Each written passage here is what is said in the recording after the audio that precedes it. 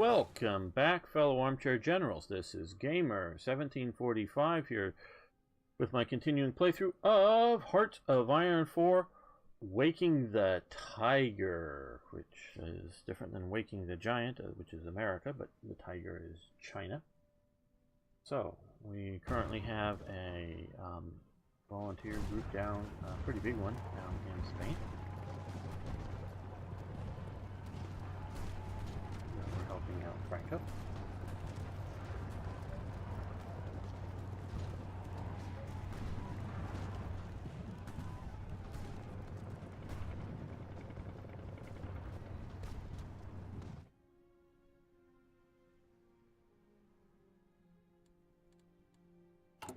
Out is okay. I'll get 2 more civilian factories. And I think we will be about taking them over.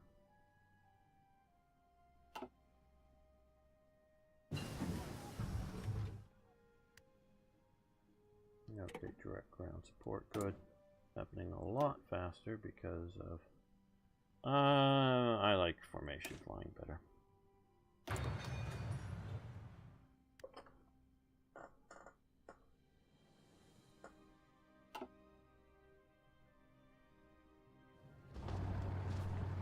Okay, so we squashed them. Well, let's take out this pocket first, and then we'll see about crushing the rest of Spain. Okay, join the United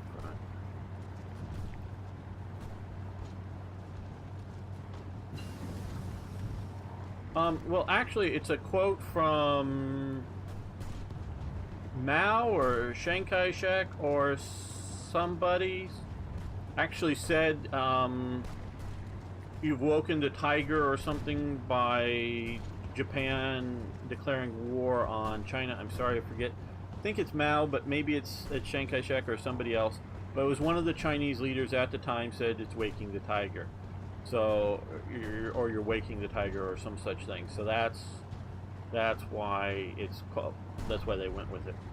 Yeah, I know from the ads, Hind, divisional symbols, and others, they use the tiger as the Indian animal. Though I always hear the Indians not liking tigers, so I don't know. And yeah, I would have thought dragon too, but that's at least the story behind it. Okay, we're gonna wait a few days and then we're gonna start researching some December 36 oil processing.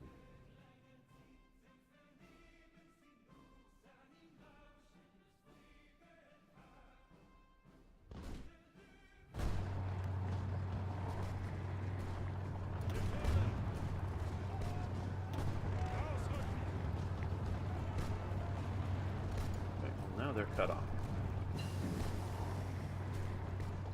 Rubber processing.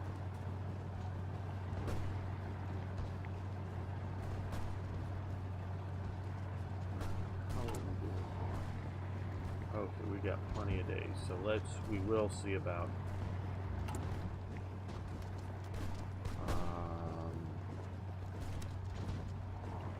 they will accept. Okay, yes, military intelligence data sharing, 20% off of their experience gain, war support up 10% we'll use. Okay,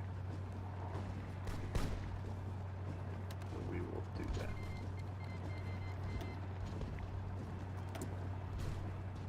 We're still waiting for the first to come around. There we go. Okay, good. So that means we can come over here. Start researching that. And researching that. And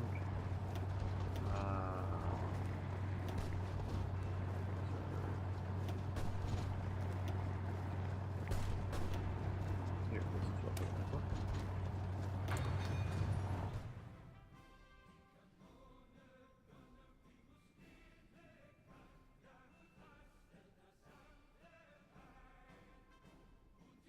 Oh, in Waking the Tiger, use a long stick. Okay, that's great. Thanks.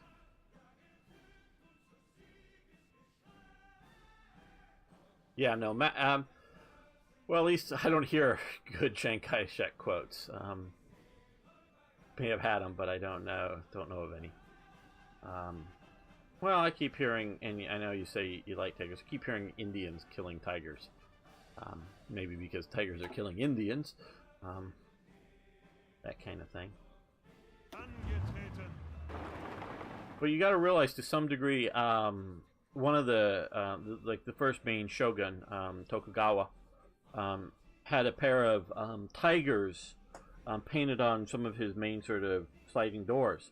But he nor the artist had ever seen a tiger in their life. They just had seen other depictions of tigers. So to the sort of the, I don't know about all of China, but at least some of China, the northern parts, I think, and Japan, the tiger is almost a mythical being like a dragon.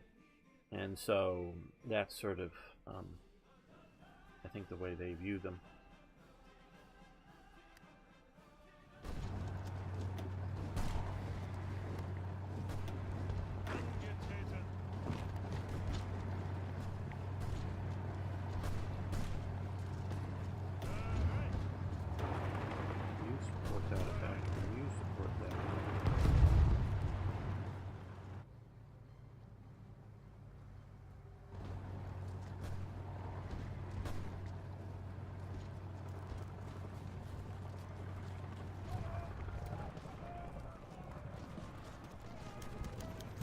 Okay, Yugoslavia requests sales of airplanes. Oh, we got this coming here. What's, oh, Yugoslavia request. Decisions, timeout. Propaganda press, okay. Region-wide integration, okay. Pause this thing. Okay, we can improve fighters, tactical bombers, can't spare anything. Okay, we'll go with consumer goods minus for that. And, okay, we'll do that. Policy. Okay, we may do that once we get the political power. And here we go.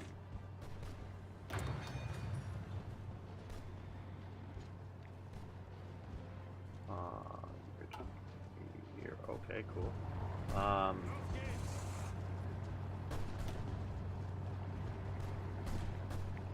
Yeah, well, so far it's just this guerrilla fighter one, which I'd rather do this one here, improved expert. Not all the prerequisites. So I guess probably a tactic or something I need to research. I haven't looked yet, but I'm planning on doing that instead of guerrilla fighter. Well, I guess I could do both. I know it's not like one of these, that it's one or the other. Nah, I'm gonna wait. I don't want to go too low on this right now.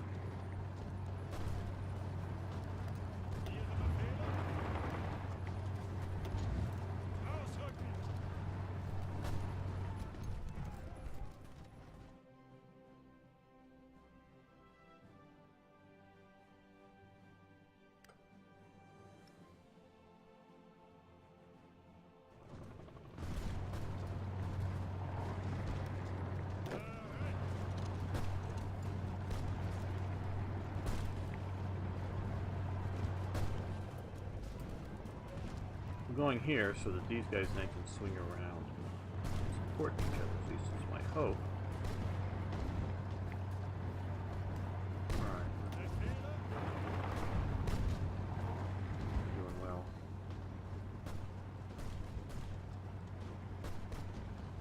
Yeah, that would be.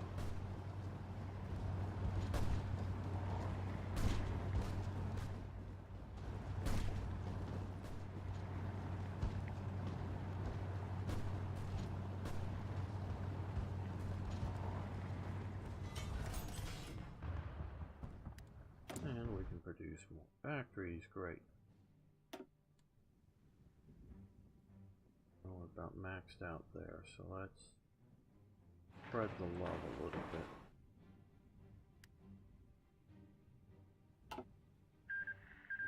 Oh, that ended quicker than I thought it was going to.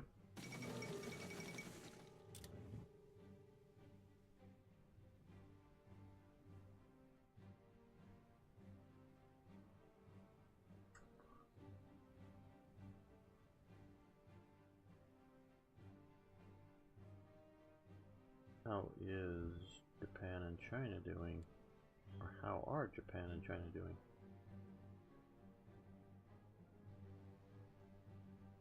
Pretty well. Guess they've just seen this opportunity and raced out there and taken it.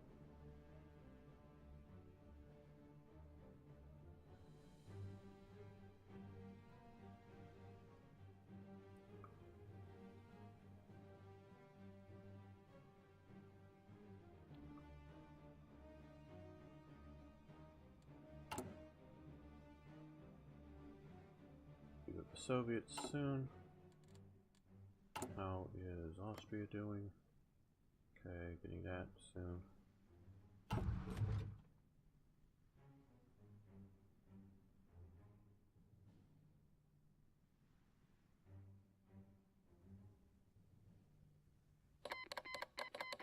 Okay, we've returned. We're gonna deselect those.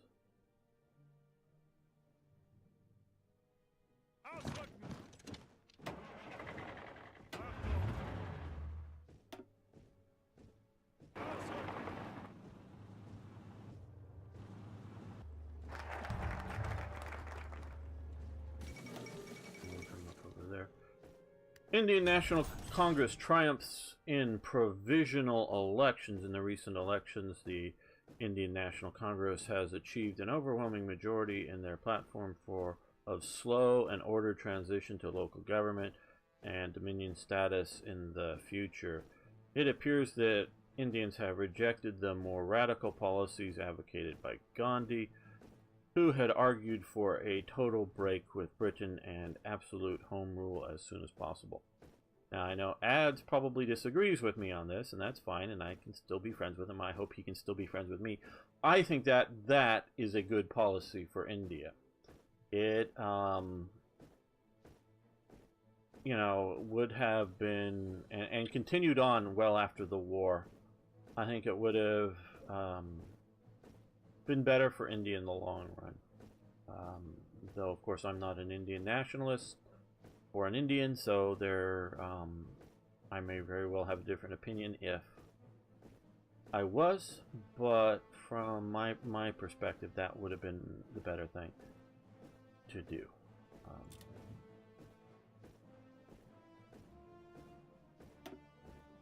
Okay, we'll give Darian's unit back his G's.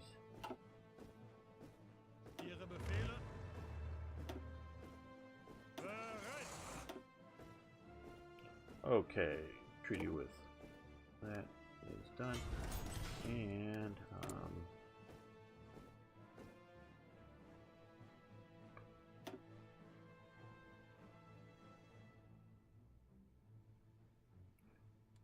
oh, yeah, I know we're gonna take this. Also Atlantic Wall. Okay. Yes, you're right.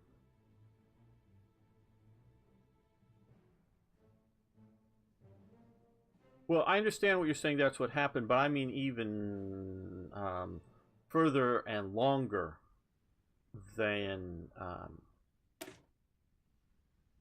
it did happen.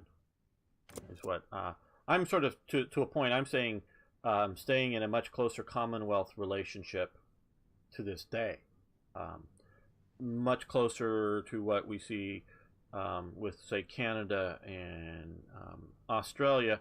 And even there, a closer relationship than it is today. I think Britain's made some major mistakes in going in to some degree abandoning the Commonwealth and trying to, for the longest time, being part of Europe.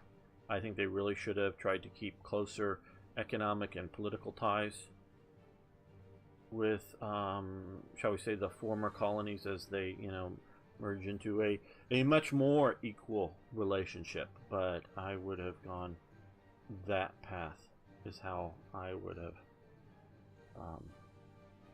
gone through. And yeah, I can't speak to whether it hurt Hinduism or not. I'm just not the person to know that well. I know my limitations on what to, what I can sort of, because I can make rational choices. And again, I'm not talking necessarily just about, in 38 or whenever, but British governmental influence is generally pretty good. So that is the type of thing I'm looking at. Okay, yes, we're going to build some black guns to protect some of our industry here. Not too many. We're going to get back to then building more armaments factories. Okay, well,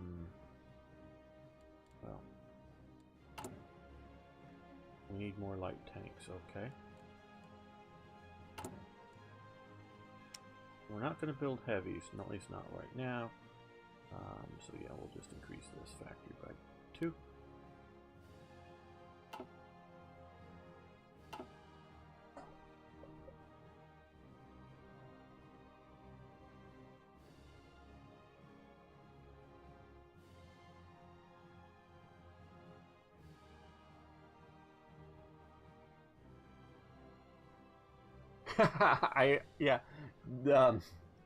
Well, maybe that's two good things. Taught you English and united us against united your people against them. Yeah, no, I trust me, I understand that point, and I understand British arrogance that can piss people off. Trust me, I do understand that.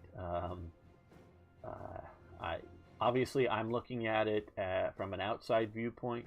I still hold my viewpoints, but I totally respect your disagreement with it. I watched a very good documentary, I think BBC or something, who was sort of headed up by Jeremy Paxton, a British presenter. And he sort of went around to some of the different parts of the former British Empire, including Egypt and India and other places. And we're asking people, and he was doesn't really matter. I think it was Alexandria, but it could have been Cairo, but I think it was Alexandria. He was sitting next to a pool, talking to an Egyptian man. And, well, did the British do anything good for, he asked the Egyptian guy, did the British do anything good for Egypt in its colonial rule? And the guy sitting across from him at the pool, they're in, comfortable outdoor clothing, not in the pool, but just out by the pool. And, you sort of set up that, that this is a former British colonial sort of club kind of thing that originally had only allowed British people in, no Egyptians. But this is an Egyptian guy there. And, and the club still exists, but it's now predominantly Egyptians. And, the Egyptian sort of thinks for a moment and then says, no, the English did nothing good in Egypt. Well, the guys at a culturally British sort of style country club kind of thing, we would sort of call it country club, we'd sort of call it in America. The guy's wearing European, if you will, if not British clothing. He's speaking English with a somewhat European or somewhat British accent, but a upper class sort of well-spoken English accent. And so even though he's Egyptian, because of his class within Egypt, he is very Anglified. So obviously he thinks highly enough of the British that he's speaking their language and other things. And not just, and I know there are people that watch this channel that say are from Russia or Brazil, and neither of them have been conquered or whatever by the British, and so they've just learned English, but they're still in essence Russians or Brazilians who know English. Where this guy has been somewhat, and I don't know him beyond just this one brief interview, somewhat Anglified in his viewpoints. And so you can talk about, and I'm not going to argue that there weren't a lot of bad things in the British Empire. I'm not going to say that. There were. But there's a lot of bad things going on in history everywhere. And he also interviews Jeremy Paxton for this series, a bunch of several different groups of Indians that live in England. And they are all hooray for the British Empire. The British Empire was great, and they don't like it that it went away. Now, these are people, Indians, who, for the most part, had probably left India before the empire, or his family in the past, had left India before the empire had fallen apart, and because they sort of looked at this in the series, and had been sort of like the class of Indians that had lived in Uganda and other parts of the British Empire outside of India. And so these are the Indians that bought into the British Empire, and then when it falls apart, there's some of the ones that move to England. But at least some of these families are still somewhat culturally Indian. And then obviously they're growing up in Britain, and so they're somewhat culturally British as well too. But it's a mixed thing, and I get your nationalism, and I'm not going to argue against that. You know, you may hate me for my views, but I think the British did a lot of good, and they did bad. I'm not going to say they didn't. So, you know, it's a double-edged sword with the British, or with anybody. You can talk Americans. The double-edged sword with America. I think we did well in the Philippines. You can talk to Filipinos who hated that America occupied the Philippines. Okay, Soviets accept German negotiations over the treaty. Very good. So this will help our research technology.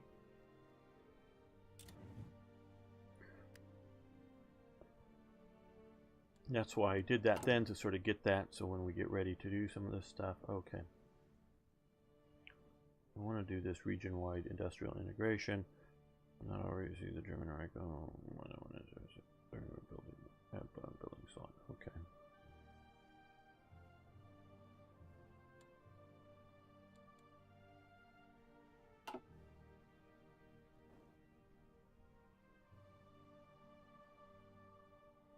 Let's speed this back up some.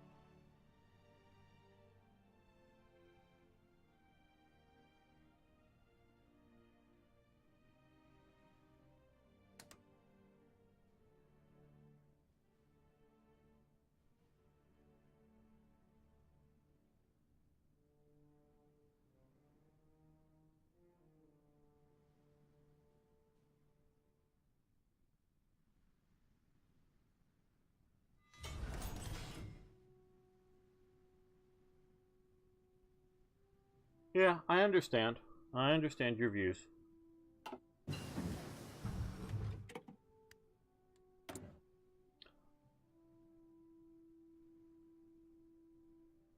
I have, and I don't know, I get in one of the, I don't know if it's released yet or not, one of the Hearts of Iron 3 videos recently when talking about the situation in Northern Ireland, and I got rather emotional for that one. I have mixed feelings there too regarding the British and things. Okay, we've got through our bonus one, so that plowed through that quickly. That's going to be 40. We're sort of neglecting that currently. Well, we could do some of that and get a better class of steps. Prince Organ class, that looks cool. Ooh, it's too far ahead, so we'll wait on that one then. Yeah, let's jump over here to this.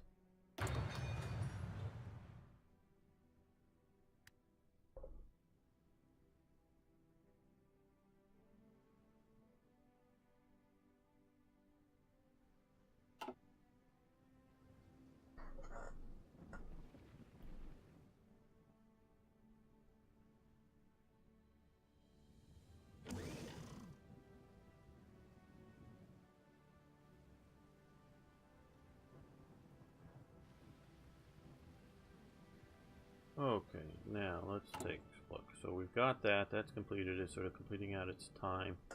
We can now do region-wide industrial integration. So let's building slots and Thurgan. Let's hit that. Do that one.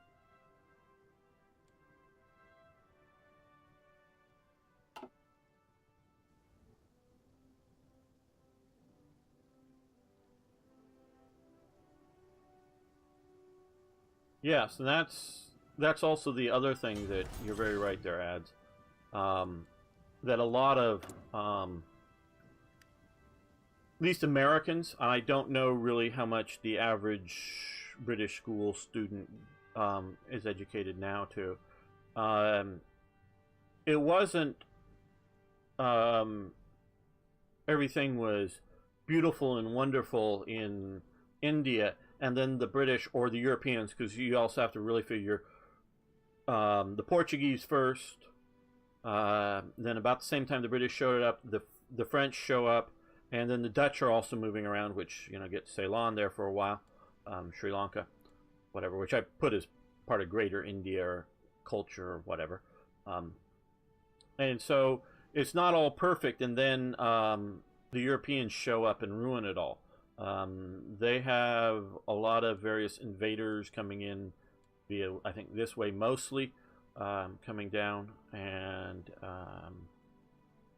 you know, it's not so you know, necessarily so that, you know, all good until the Europeans showed up. Yeah, you're talking. We have right now, Rudolph has the silent workhouse, helping with the political power game. Now, that's also similarly, it's often portrayed in American schools and everything that everything was wonderful in, you know, Native Americans, and then the Europeans showed up. Well, you know, especially down here in Mexico, they did lots and lots and lots and lots of human sacrifices. There was constant warfare, and at times it was, I think, and I'm not an expert on it, but I think rather sort of genocidal, and sometimes meaning not just, I've killed the enemy warriors and we win. No, it's like killing everybody. And the Indians, the Native Americans, or whatever you want to call them, and I'm trying to specify different than other Indians, but I still call, because of my cultural heritage, we still call these people Indians. Blame Columbus, he thought he made it to India. You know, that's all Columbus is doing. But these Indians here, they practiced slavery well before the Europeans ever showed up. Slavery is not, including in the North American Indians. They also did down in Mexico, down in you know, Peru as well. They very much, up in these Indians up here, practiced slavery, and it was a, you know, ongoing big thing. Now, of course, obviously, the Europeans brought their own version of slavery in, and I'm not saying, you know, there wasn't massacres of Indians. Yes, there were massacres of Indians, but Indians massacred each other before the Europeans ever showed up. So it's not like the Europeans showed up and ruined a good thing. Europeans just came in and joined the party with everybody else.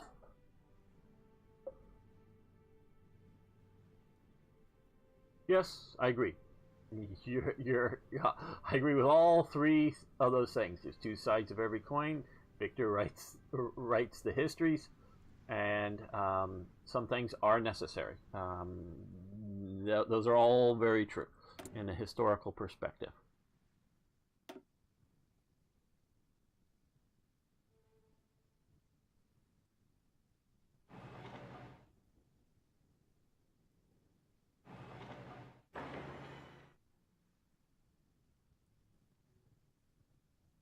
Yes. Oh, well, that's one thing I think took a while, but with the modern world, and there you sort of got to again credit the British, and through William Wilberforce, however much of a killjoy he was, and he was a killjoy.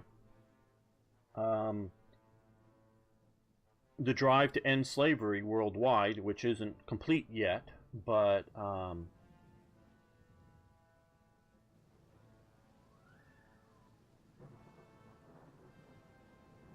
well, things necessary. Well, to say India to end slavery in North America, you've got to conquer the Indians. You know, you can't just, you know, not things aren't always equal or culturally valuable.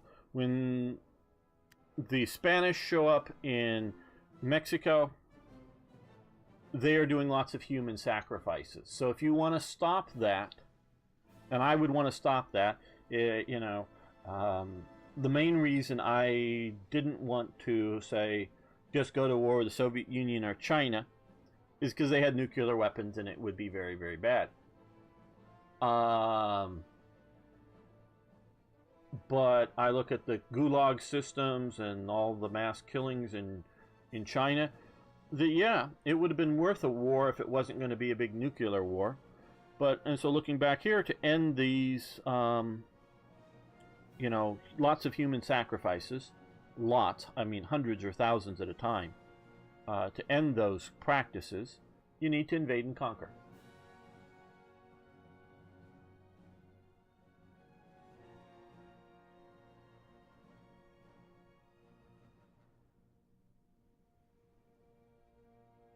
Yeah.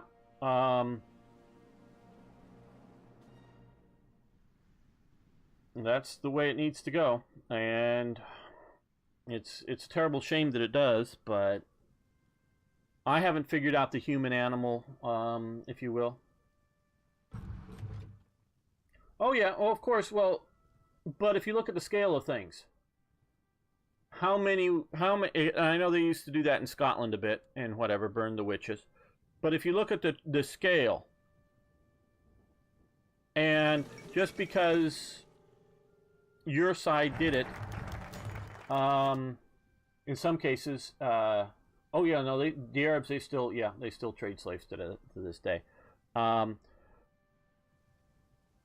your side, you know, whatever side isn't without hypocrisy, meaning ending one mass killings while you know ending the uh, mass human sacrifices.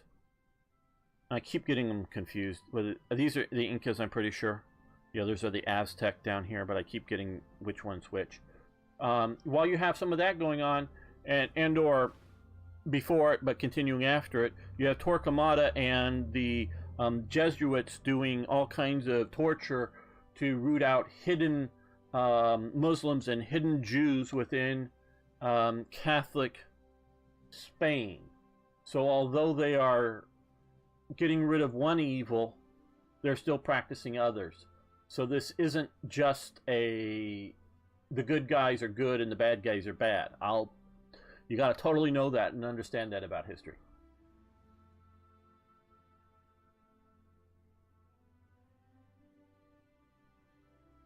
When did the Greeks stop slavery? I don't think the Greeks ever stopped slavery until the Christianization enough of the Byzantine empires, and even then, you can argue about slavery of prisoners, including prisoners of war. Okay, could be.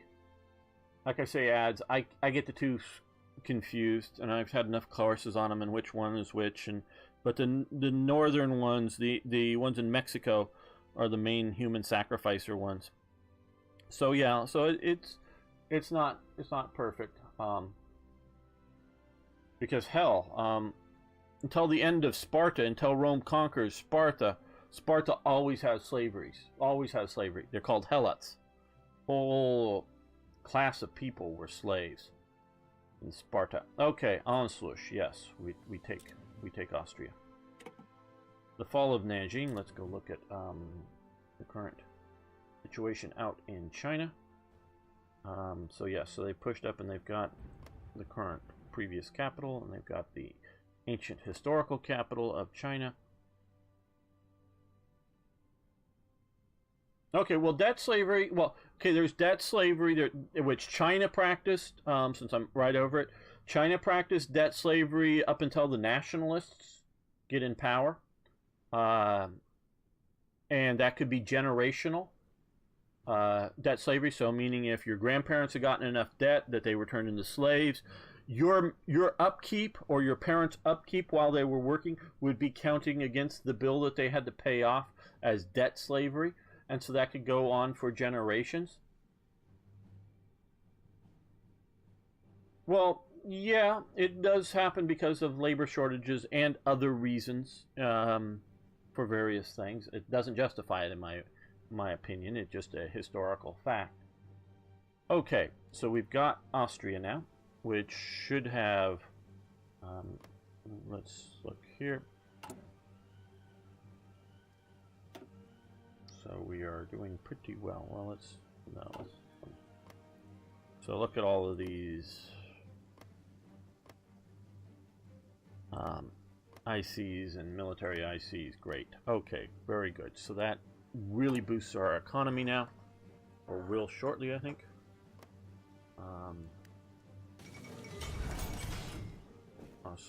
Austria, welcome to the right.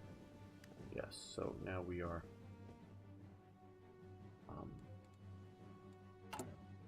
heavily boosted up.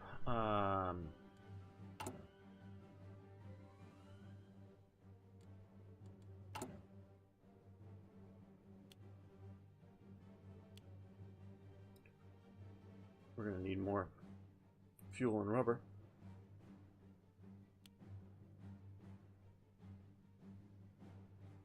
Okay, and then once we get that, now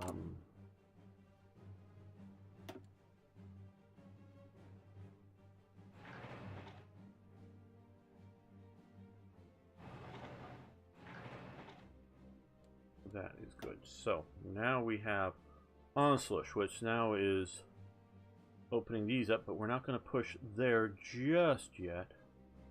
I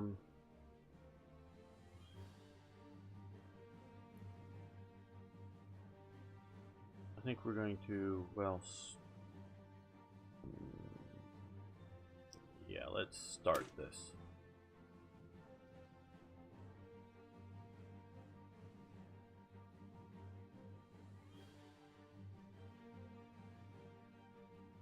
Well, because that's what happened historically on forbidding. I don't know, though, all of you watching later on YouTube know why do you think the Europeans forbid slavery before the Indians if they left them alone in the Americas? Well, I don't necessarily entirely understand the question, but it was really the push of Wilberforce and his crew, wasn't just him, to end slavery in British-controlled territories, and ultimately his goal, of course, was to try to end it everywhere. And so he gets the push of the British, the Europeans. Well, no, you're wrong about that, Ads. The British, obviously they're not all Europeans. You know, not all of Europe, but basically all of the non-Portuguese Europeans in the Americas. So in this part of the world, all of the non-Portuguese, so meaning Brazil, everywhere but Brazil, European powers forbid slavery at one point, while the Native Americans still practice slavery. Okay, Portugal continues slavery the longest in the Americas, because we have the situation where in the United States you had slavery. It was banned in Britain and the British colonies. It's banned in the French colonies, except for basically, well, Haiti continues to have slavery itself, and I don't know exactly when, or even if theoretically Haiti still doesn't have slavery. That could be debated. And I mean literally owning people in Haiti. It's maybe not as formal as it used to be. But the European colonies, including Spain, but Spain obviously loses a lot of it at the end of the Napoleonic era with the different freedom movements in the Americas. But they banned slavery. Everybody but Portugal, basically, and the United States banned slavery. Now, in the United States controlled territory, what is now today called Oklahoma, was the Indian territories. Basically are heavily populated by Indians from over in this part of the United States, that the Trail of Tears, they get forced marched out here. A lot of them die on the way because of harsh conditions, disease, starvation, cold, and being forced out, marching for long times. It's all the government's fault, done mostly under Andrew Jackson. I don't know all the details of it, but I sort of know the basic stories of it. So they get sent out here. Obviously, there's also Indians out here previously, but they get out here. They continue to have slaves, primarily black African slaves. The Indians do. The Indians own black Africans. The black Africans, so some black Africans living in Louisiana own other black Africans. I think in Georgia and South Carolina, if you are black and not a slave, you had to leave the state after. You couldn't be there for less than like 5 or 10 days. So you could visit, if you're a merchant or something, but you couldn't stay as a free black person. Don't know the detail. And so it varies from state to state in the slave-owning South. But in Louisiana, free black people can own other black people. So you have slave owners there, including some major plantations. In other cases, just somebody owning one other person, who has a small cottage industry, who buys a slave to work with him. I mean, it's all kinds of economic levels for black people owning slaves. But you continually, even post the American Civil War and the ending of slavery in the United States, the Indian tribes themselves continue to practice slavery. It's often not called slavery because it isn't a formal document that says I own John Smith. It's that they would raid other tribes and capture people, often women and often children are the primary, but also males of adult or older age, and they were kept as ownership property within it. And that continued on after slavery is ended formally in the United States, but this is still going on in territories that are, claimed by the United States or whatever, but aren't really controlled and governed. Brazil continues to run slavery. Well, I guess it was independent by that time.